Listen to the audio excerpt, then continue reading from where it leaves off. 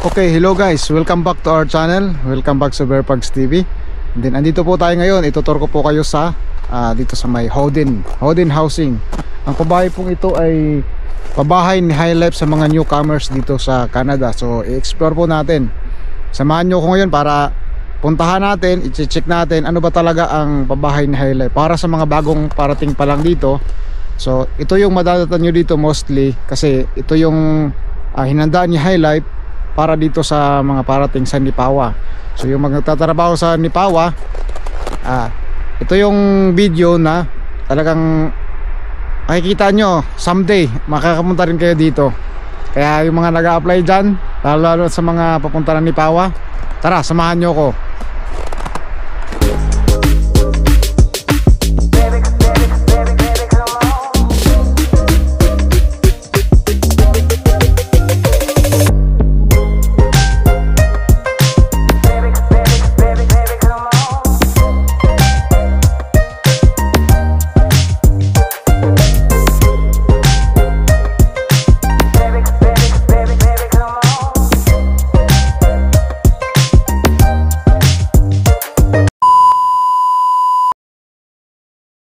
Housing po na ginawa ni High Life para po sa mga newcomers dito sa Canada, which is kailangan nyo pong magstay muna dito while nagpe-prepare po kayo sa inyong mga bago ninyong matutuluyan. Kasi after ng 1 month, aalis din po kayo dito, especially yung mga galing sa Pilipinas. Hindi lang sa amin lang kasi luckily nakuha namin to ng 6 months. Yun yung usapan ng Sonterra Meets sa High Life. So sila yung nag-usap para makastay kami dito.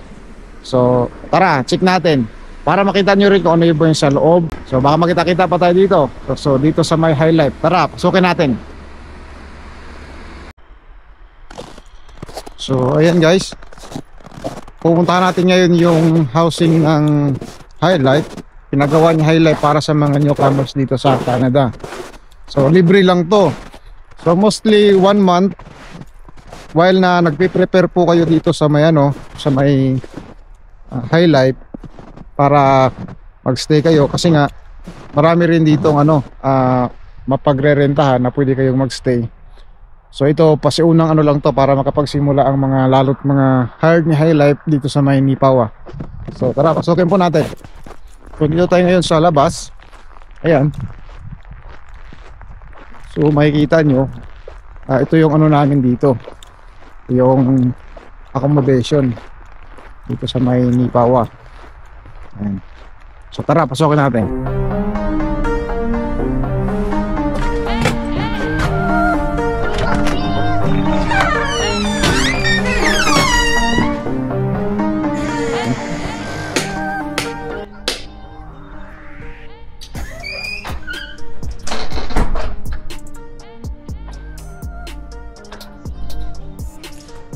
So yan guys, dito na sa loob. Siguro yung mga tao tulog, so hindi tayo masyadong mag-iingay dito. So dito tayo sa sala. Ito yung sala namin. Ayan, so pakikita natin. Ayan. Ito yung aming sala. Dito lang direct ang may table dito, dining table. Kasi aming kusina. So yan lahat, libre na lahat niyan, ni High Life na naka-prepare na yan. Kaya lang bahala sa pag-share. Ayan. Tapos dito ito yung kwarto. So ito 1. Tapos ito po ito ganyan. Tapos ito sa akin.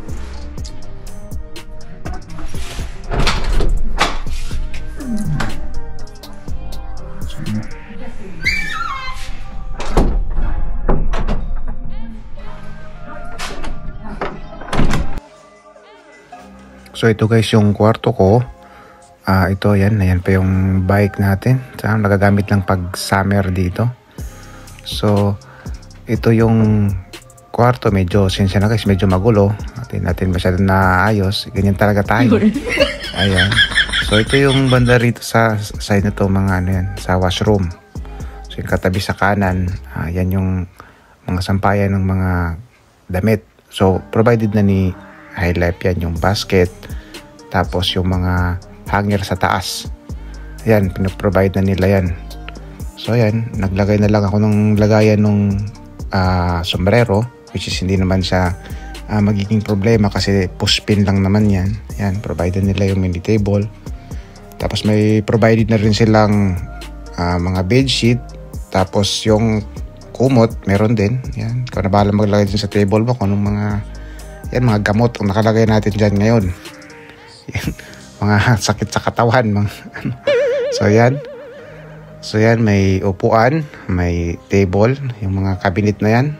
Provided na nila yan. Yan, so ako na lang naglagay nung additional na table ng sa laptop. Yan, so pati yung isang table na maliit na yon, sa akin din yon. Ako na din para may lagayan lang ako. So yan guys, papasokin natin yung washroom. Ito yung washroom. So dito guys, makikita nyo may isang pintuan dito. Yan, kabilang pintuan naman yan na dalawa kayong pwedeng gumamit. So anytime pwede nilang gamitin to sa kabila at ako din naman. So yan, anytime silang pumasok dyan. So yan, may shower, tapos sa dalawahang lagayan. So yung sa akin yung sa taas, ito yan.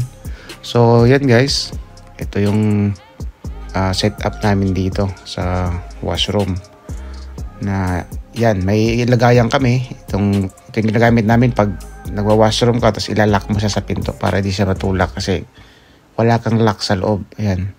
So meron din siya, lalagyan mo rin siya sa kabila.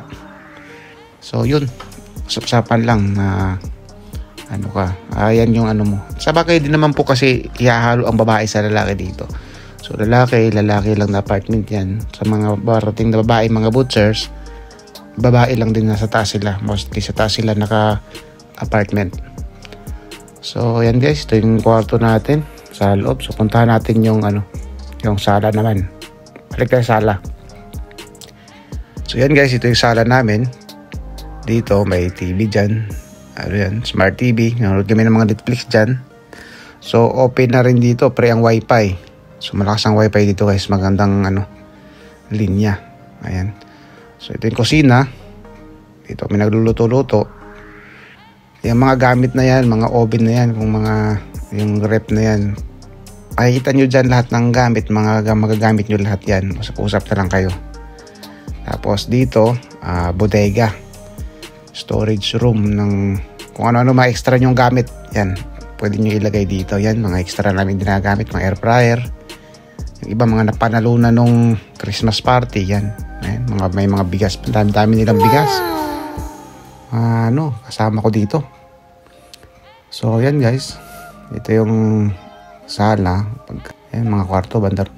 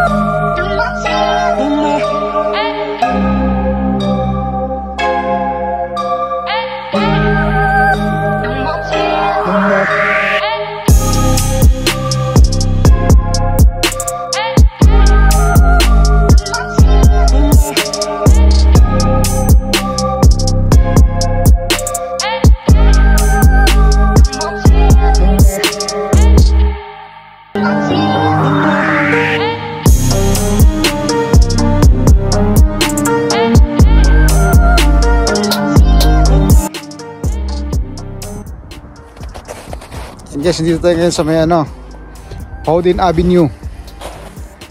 Ito ang pabahay ni High Life sa mga newcomers dito. So pakita natin sa inyo yung ito.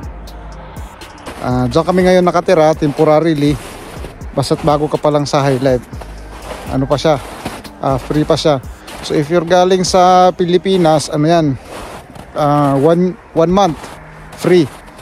And then the next na pwede makakalipat ka na parang may pang ka lang, may pang start na bago makahanap ng ng matutuluyan mo talagang bahay. Marami naman nagpaparent dito ng mga Pilipino din. Yung iba may mga puti na mga bahay nila pinaparentahan, kaya parang pang start mo lang siya para makabuelo ka. Marami ang iba nga under construction pa lang. So galing kaming Alberta. Yung company namin na Sonterra Meats na nagsara, balik kinuha kami ni High Life. So ang nangyari, 6 months kaming yun yung usapan ng Sonterra Meats, tapos ng High Life na 6 months kami mag-stay sa nila, sa newcomers housing na na pabahay. So luckily may 4 months na kami dito. So ayos na ayos. Yung iba nga gusto magstay pa rito, kaya nga lang limitado pa rin talaga kasi mamahalan na nila yung upa pag ikaw mag-ano na rito.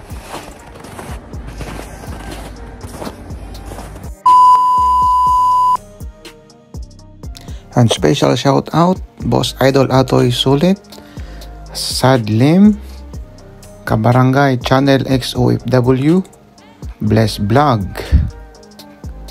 Batang Welder TV, Don Igladino, Manoy John in Canada, Digard TV, Bay sa Canada, and The Butcher TV Chris Jr. Salamat sa suporta mga katropa, at sa mga magigiting na meat cutters ni High Life, at sa mga Southpack AM shift.